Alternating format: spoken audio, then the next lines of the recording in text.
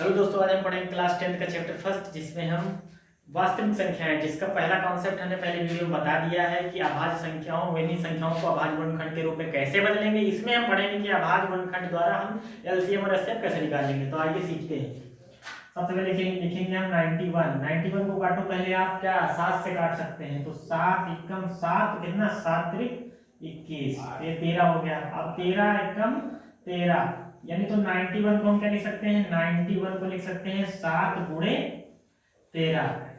इसी प्रकार हम लिख लेंगे 117 को, तो ये आ जाएगा 7 एकम 7 और ये हो जाएगा हमारा कितना बचेगा 6।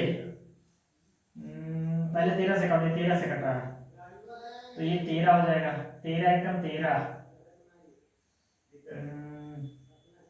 13 नवैया 117, 9 से कट रहा है तो ये आ जाएगा हमारा 3 से कट रहा है 3 और फिर ये आ जाएगा 3 तो 1, यानी हम 117 को क्या लिख सकते हैं, 3 गुणे 3 गुणे 13। तो इसमें हम सबसे पहले निकालेंगे HCF। HCF का मतलब होता है जो कॉमन है। इसमें क्या कॉमन दिख रहा है आपको, ये हमारा 13 कॉमन दिख रहा है, तो ये हमारा 13 हो जाएगा। अगर एलसीएम की बात करें तो क्या हो जाएगा हमारा, जो कॉमन है उसको तो पहले लिखेंगे और जो कॉमन नहीं उसको भी लिखेंगे, तो ये हमारा कितना हो जाएगा 9। तो ये हो जाएगा 13 सत्ते 91, 91 गुणे 9, तो 9 एकम 9 और 9 9 81, यानी ये आ जाएगा हमारा एलसीएम आ जाएगा हमारा 819, एचसीएफ आ जाएगा ये।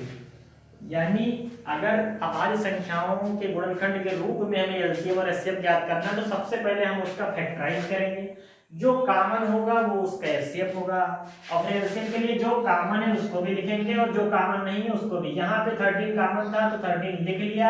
अब 3 2 बार है तो वो कॉमन नहीं है तो उसको भी लिखेंगे, और 7 यहाँ बच गया उसको भी लिखेंगे। इसी प्रकार दूसरा एक सवाल आपको और कॉन्सेप्ट मजबूत करने के लिए क्या हो जाएगा हमारा 25।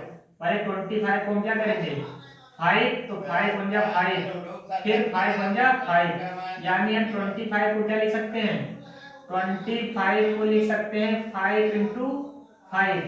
और फिर इसी प्रकार हम 175 को क्या लिख सकते हैं, पर इधर लिख ले सही से 175, तो ये हो जाएगा हमारा 5 से काटो 5 15, और ये हो जाएगा हमारा 50 25, फिर 5 से काटेंगे तो ये हो जाएगा 7 5 35 और ये हो जाएगा 7 एकम 7, यानी 175 को क्या लिख सकते हैं हम 5 इंटू 5 इंटू 7। ठीक है, यानी 50 25 25 सत्ते 175। अब इसमें हम एचसीएफ निकालेंगे। एचसीएफ मतलब जो कॉमन है, एचसीएफ का मतलब जो कॉमन हो दोनों में। तो इसमें क्या कॉमन लग रहा है 5 5 कॉमन दिख रहा है 2 बार, तो 5 5 को हमने लिख लिया, तो ये हो जाएगा हमारा 5 इंटू 5, ये हो जाएगा 25। और अगर एलसीएम लिखेंगे तो क्या हो जाएगा एलसीएम लिखेंगे, जो कॉमन है वो भी लिखेंगे, जो कॉमन नहीं उसको भी। तो ये हमारा 25 यानी 5 इंटू 5 तो पहले से कॉमन है और 7 ये हो जाएगा, तो इसका एलसीएम क्या हो जाएगा, ये हमारा 175 ही आ जाएगा।